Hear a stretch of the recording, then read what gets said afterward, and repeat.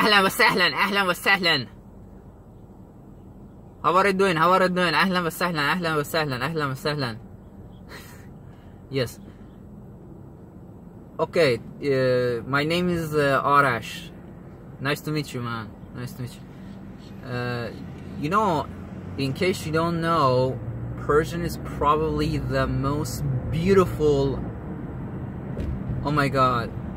However you want to put it, man. I think I was so privileged to be born in a place in a way that basically I'm able to understand and basically, you know, comprehend Persian.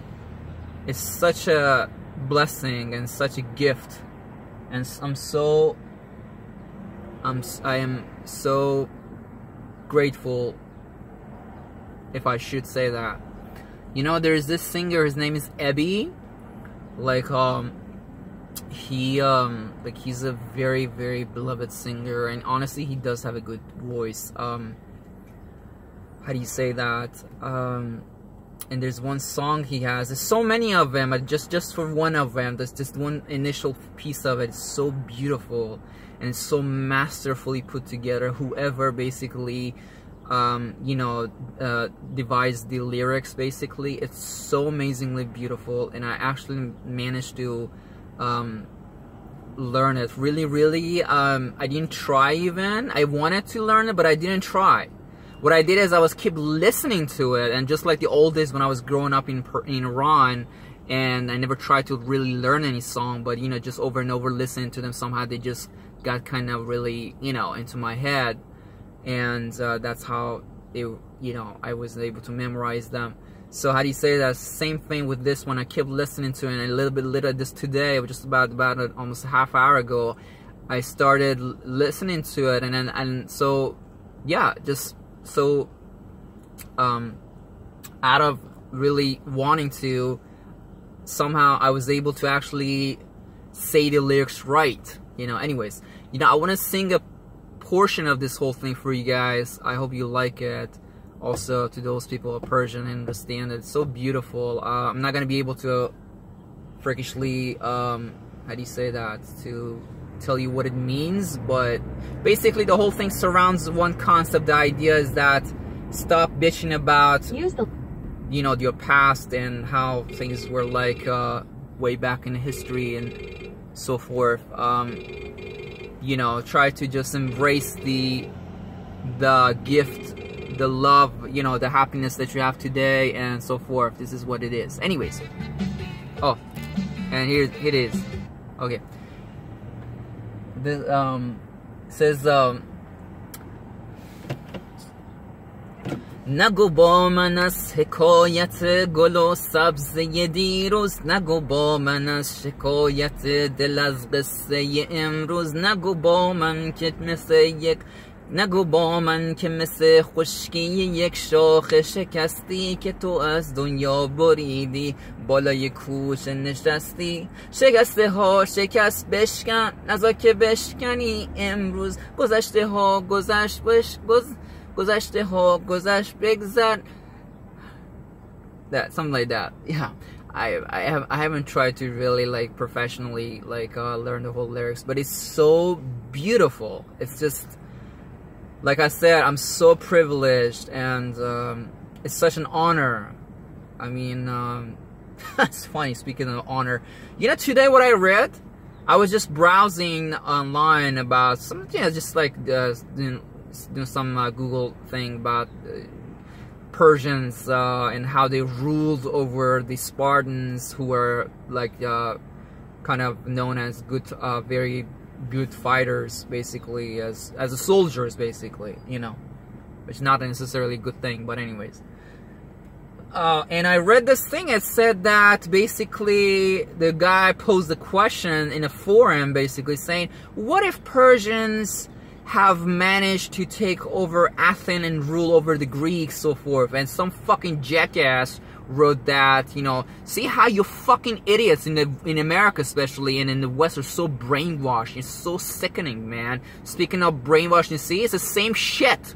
It's the same fucking crap. Back in Iran, the bunch of these Muslim idiots who are brainwashed, and if you talk shit about Islam, they go crazy and nuts, and they're willing to kill you for that.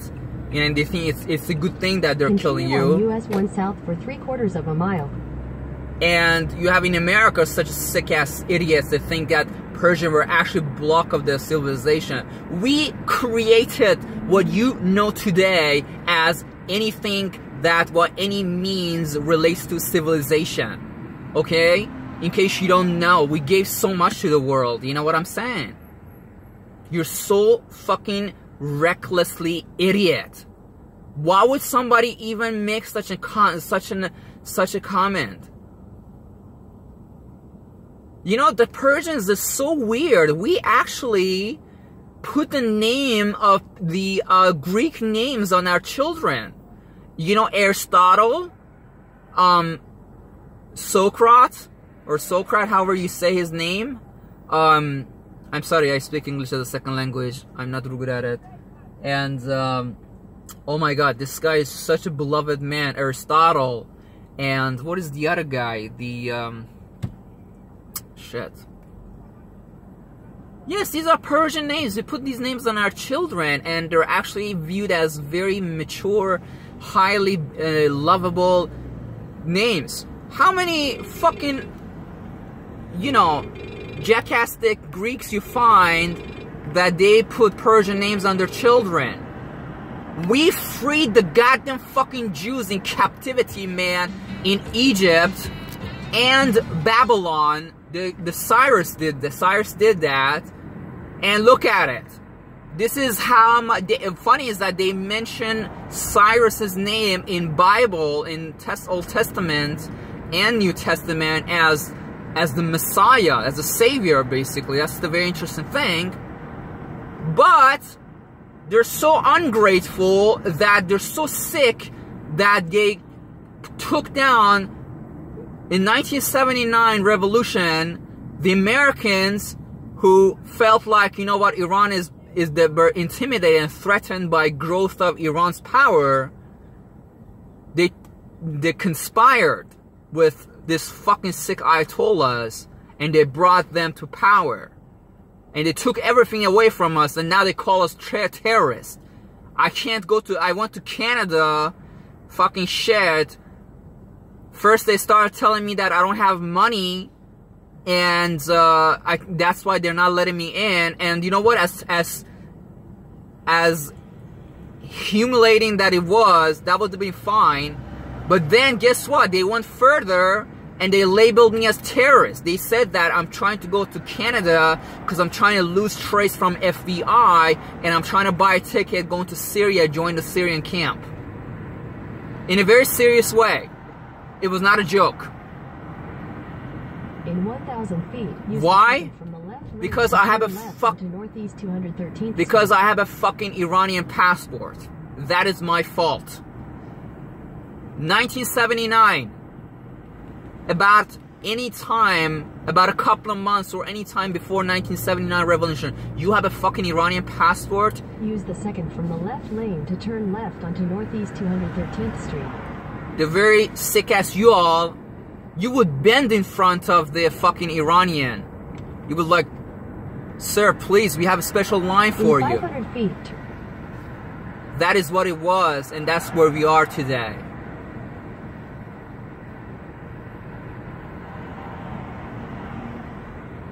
That's funny, you know, how history actually teaches you lessons. You know, the goal and the whole ambition of the Americans, and what you, I hate that word, what do you guys mention as basically, it's your own welfare basically, which is so stupid, because you don't understand the truth of your welfare is really realized when you actually try to harmonize with the world and not try to create enemy for yourself and the rest of the world. But that's another concept. Obviously, they've taken a different pathway now. And it's not their fault. It's really these European rich families, Rothschild namely speaking, who are actually telling them to do this because they love to be in the business of selling guns and military apparatus because it's a very lucrative business, and the only way you can sell guns is to promote conflict. They love Muslims. They love Muslims. Americans love Muslims. They created ISIS, they created Al-Qaeda, and they love them. They pray them. Why? Because they mean conflict, and that means they can sell guns and a lot of more shit. Anyways, that's another thing. So yeah, at some point they felt like, you know what? It's their interest that they should ally themselves with the Persian Shah, you know, the Shah of Iran, and they poured a lot of money into the Iranian, basically, fucking economy. Vice versa.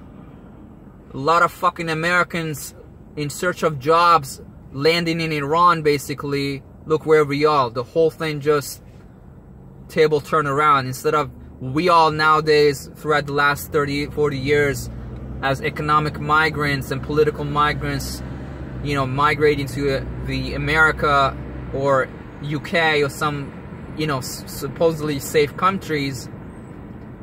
Back in the day, the whole world was rushing to Iran.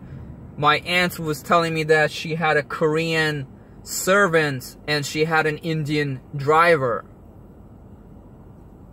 And once the revolution happens, look where she is. She is, just to save her life, she managed to get herself a green card and landed in America, and she's been working for the last 20 years for Nordstrom. And she was so actually happy and rather, you know, what's that word? She was happy, delighted that now she can get some kind of a decent insurance and some kind of pension and some kind of fucking 401k crap and all that shit.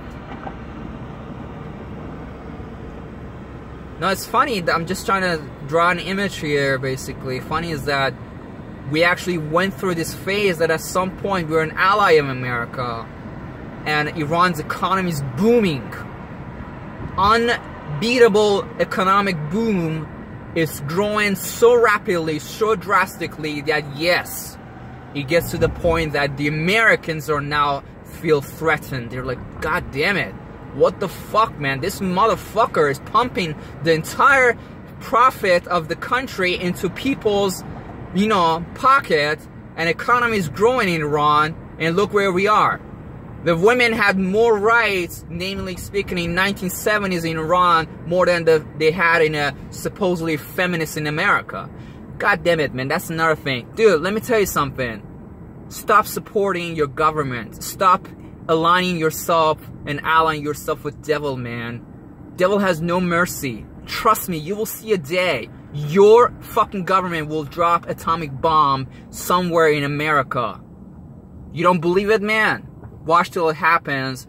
The only problem is then you would be dead, and it's too late for you to want to take any action up on this. Bye.